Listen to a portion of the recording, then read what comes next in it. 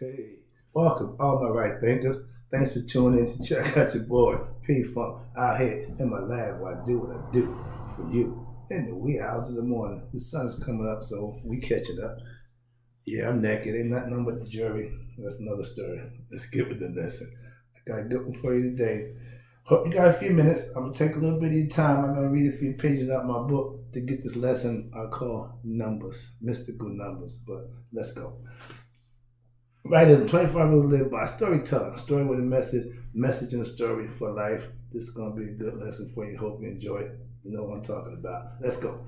Right Thing's mission is to enlighten, inspire, educate, and motivate you, the individual, to a higher spiritual level of enlightenment with knowledge of self.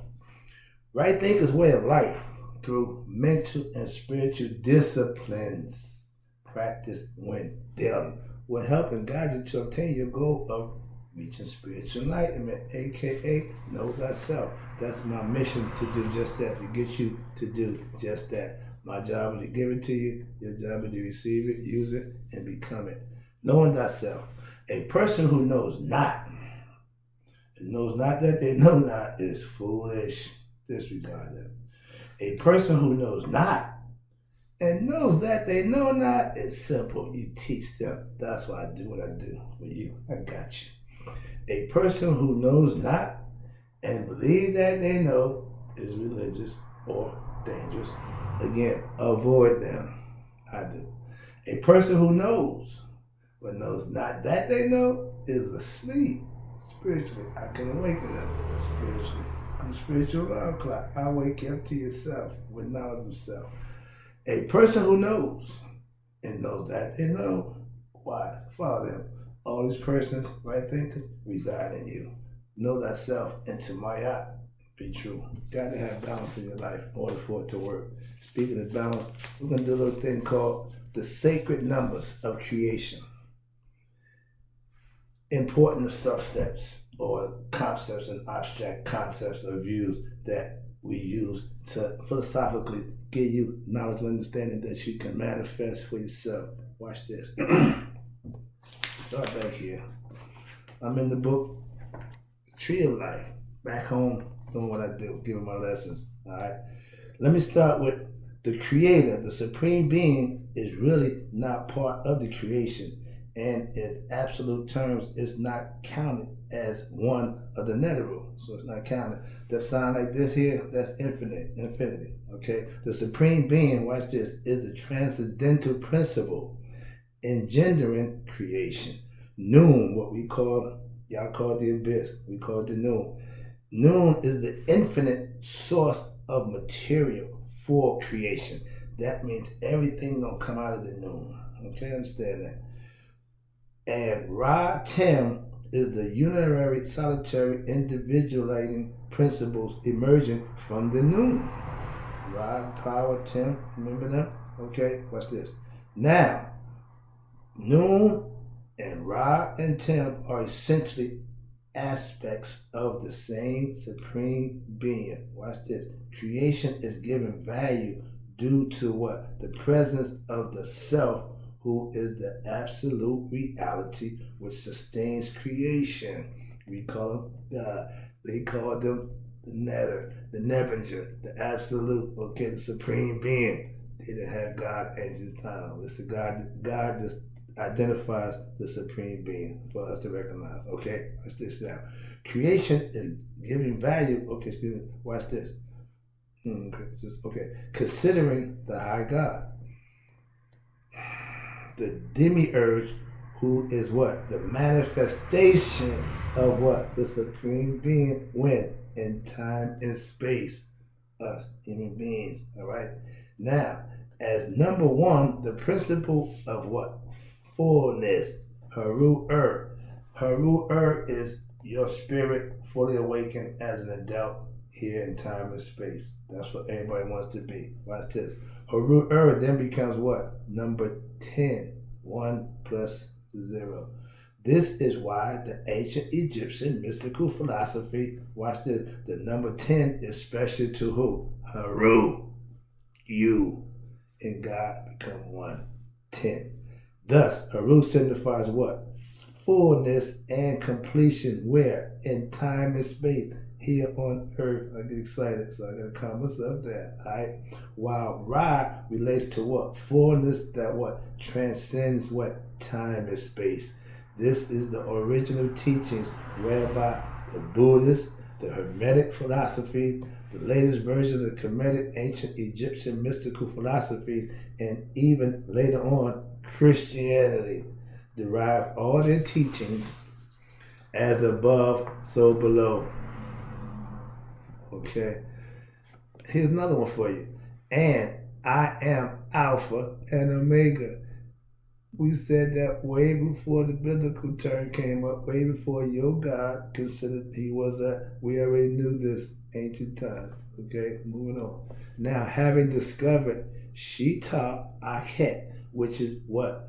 Your higher self, an awakened being, an enlightened being, reach the Nihas, okay? Your higher self as being what? One and the same with who? You have discovered all that there is to be known while you know yourself. You have achieved the number 9, the highest number before you reach over to the 10. 9 is a mystical number. Let's talk about that, okay? No, first we're going to do 7. We got 9 on here yet. We got 9 somewhere else, I think. Okay, 9 is over there. I got it. Let's start with 7.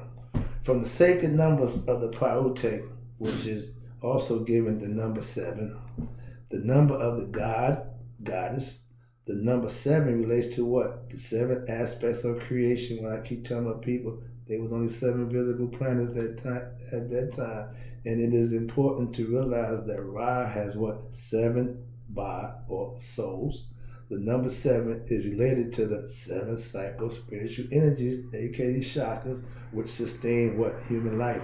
The 7 realms of existence is symbolized by the 7 Haru goddess, the 7 notes in music, the 7 colors in the rainbow. You see, we're going with the 7th thing, etc. 7 was a popular number, the mystical number, but it wasn't the highest, okay? There are certainly more notes in music, energy centers, and colors beyond the perceptive range, but those are exploratory, in the same 7. However, they all come out of the same 7. That's what it means. The number 7 denotes what? The perceptible range in which human existence has its mundane, typical of this world manifestation, and the other numbers are multiples of variants of the same 7. 6 times 7 gives you what? 42. The number of the ancient Egyptian nomes. There were the different areas in Egypt at that time, and each one accounted for. That's the 46 principles, or primordial settlements, which gave rise to what? Ancient Egyptian. 42 is also related to, watch this, the number of main precepts in what? Maya philosophy. 42 negative confessions. The number 7 relates to what? The goddess of wisdom, who is Aset, in that which her basket composed of what? A serpent that is coiled 3.5 times around, related to what? The spiral journey of the serpent power. I tell you, that's where it comes from. All right, that's the spiritual energy, the psycho-spiritual energy centers as it enlightens humans' consciousness, becoming intelligent, becoming aware of self, knowing thyself. See where we're going with this? Now we're going to deal with the number 6. The number 6 was regarded by Pythagoras, who, watch this, an initiate of the Kemetic mysteries as the number. He went to school in Kemet. He came to Egypt and learned and went back and became famous. The number is full manifestation, the limit number. This idea is seen in music as the number 6 being the limited factor of harmonies, and there are only 6 harmonies in music. That's what they say. Thus, as Sar, who symbolizes the soul, number 6, is fullness of manifestation of what? The spirit. I try to explain to you. The number 6, the mark of the beast. No, you got 6 electrons, 6 protons, and 6 neutrons. That's what the 3 6 come from. They ain't got nothing to do with no beast. It's the spirit that's in man. That's the number of man. Okay, so they play games with y'all, lead you astray with a bunch of superstitious nonsense that means nothing. But if you believe it, you all caught up in something that means nothing. Again, if you got wrong information in, you're going to have wrong information coming out. So be careful what information you take in. That's all. Now, excuse me, Asar, who symbolizes the soul, is fullness of manifestation of the spirit in time and space, meaning human being, meaning man, in the form of the individual sparks of what? Life that give rise to human beings. Again, put another way, each human being is like a wave in the ocean. We are the noon. We are part of the noon with potential, unlimited potential to be our best self, to do and accomplish anything we want to do. Ra symbolizes that. The supreme is the ocean, and each soul is the limit of the manifestation of that ocean as an individual. You can be anything you think, choose, or want to be. That's where the concept comes from. Okay? Number 5, let's talk about that one. I usually use the five senses. That was easy. But here you go. In the metaphysics of the Anuyan theurgy, tree of life, the number 5 is significant because it incorporates or aggregates groups of Neteru into important dynamics. The first group of subtle elements in creation. I tell you, when it first started, you got Ra, the sun. You got Shu, which is air. You got Tefnut, which is moist air. Come from heaven. You already got water down here, but you got water that comes down, and she's considered moist air. Moist, the opposite of dry air. Then you got Tefnut, which is heaven. You got Gad, which is earth.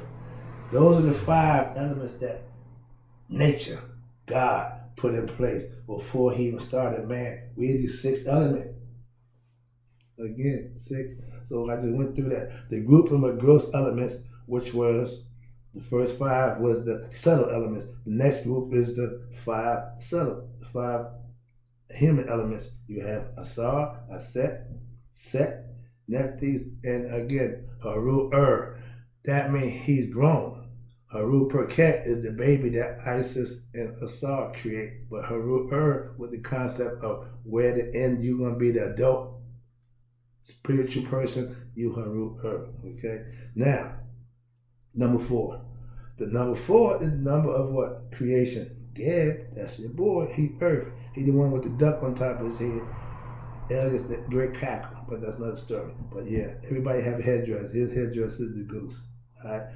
This prayers, thus when you pray as offering in a fourfold manner, okay, to the 4 what? Cardinal points of the compass, north, south, east, and west. The cross,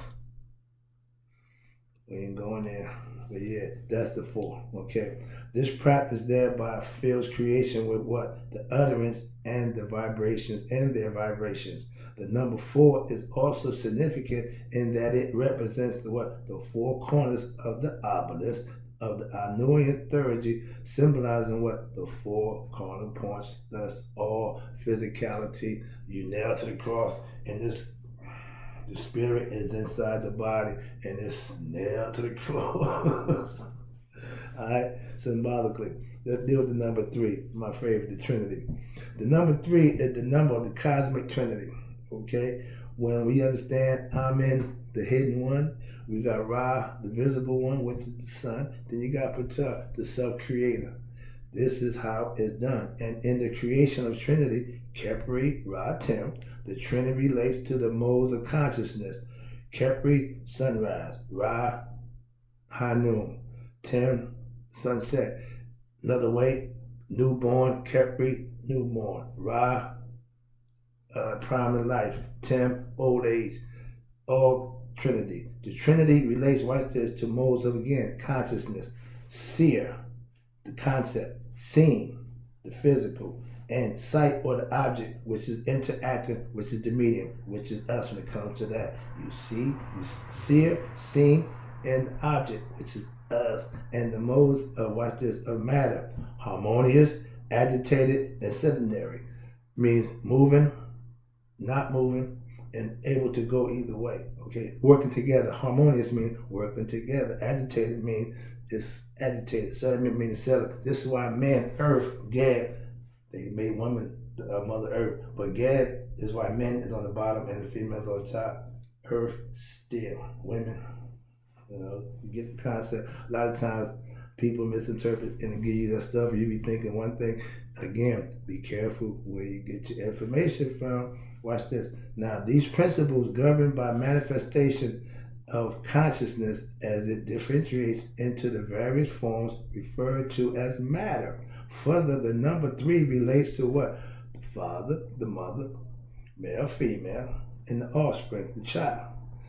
And this is why the female right there, female, ovary, the top part, the womb, bottom part, the male phallus, and the 2 parts is either male or female offspring. They had all this already figured out. Nothing new under the sun. I'll just tell you that. So let's go. And they had I always say, reason and purpose. There should be a reason and a purpose for everything that's being done. They were the epitome of that, and I follow that, and I'm like that too. So it's a little anal, but that's what it's all about. Knowing, understanding, and then you can do. Further, the number 3 relates, watch this, to the father, mother, child, Asar, Aset, Haru. Perket, that's the baby you see him being breastfed. The Jesus story with Mary holding them, that's originally started with them. All right, it starts, okay, past, father, present, mother, future, child. Get it? Everything that's in 3s, you can do a lot of things with. And in space, length, height, when you're measuring, length, long, height, up, and width, side. So everything is based on what? The Trinity. And that number 3 is important. And thus, in Kemetic religious practices, prayers are offered what? Thrice daily. Morning, midday, and evening. So all you guys bump your head, 6 and 9, 3. That's it.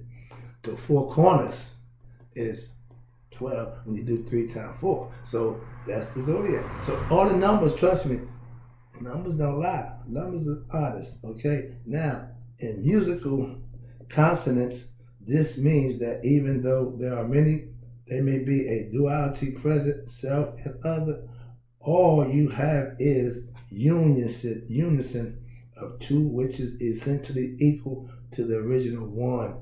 There still cannot be manifestation, watch this, unless what? A third principle is present. In other words, the inner actor and medium, the capacity of awareness to see separation between the 2 aspects of duality in relations to the tree of life. We have certain prominent trinities incorporated into it. Remember, Capri, Ra, Tim, Ra, Shu, Tough Nut, the first groups. Then you got Asar, Aset, and Nephthys. Now, Nephthys is nature. Aset is immortality. Asar communed with both of them. He had a son, Haru, with the spirit. For him, from Aset, he had a son, Anubis, which discernment. He's the one that's the embalmer. Okay, he's the one that's going to do his job. He's here to do just that. Okay, that's where all these guys come from. And every person is an aspect of your character. All you got to do is use it. Discernment,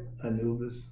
Okay, see, let's go. Next one, we got down to 2. I'm almost getting there. Sorry about that. Let's go and wrap it up for you.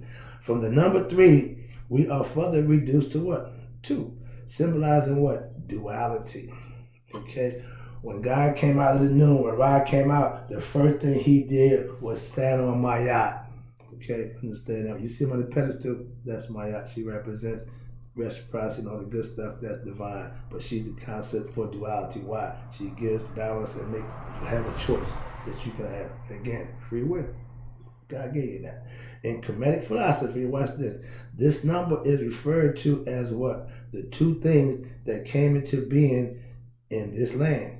The number 1 relates to non-duality, singular. In Kemetic philosophy, this number is related to the what? The first time, or the beginning, okay, of creation, or the Big Bang, and referred to as the era before 2. Okay, referred down here, there, down, creation of opposites. Duality relates to the opposites of creation, up, down, here, there, male, female, get it, etc. That's why duality is the apparent existence of what? 2 or more items that can be what? Perceived. So a person who perceives their existence as an item, an object in creation, among other objects, people, element, trees, water, stars, etc., said to be in a state of what? Duality, as opposed to what? Non-duality, the perception of one essence manifesting through the apparent multiplicity of duality. And here we go. The number 1 and 10. The number 1 and is genderless and transcendental. In essence, all numbers are what emanations from the 1. Everything comes from the 1. Okay. And it's always on the 1. They are reflections of what? Reflections of 1 in time and space, but the reflection of is modified and conditioned, in other words, refracted or divided, fractionalized. The divine whole numbers are the clearest reflection of the basic principles in creation. The number 100 and 1,000 and even a million are related to what? The number 10 and 10 to 1. Therefore, all creation and its infinite manifestation of vast quantities as well as the vast fractions can be studied through what? The numbers from 1 to 10 and ultimately reduce the numbers back to 1. That's my lesson. Hope you enjoyed it. I'll be back.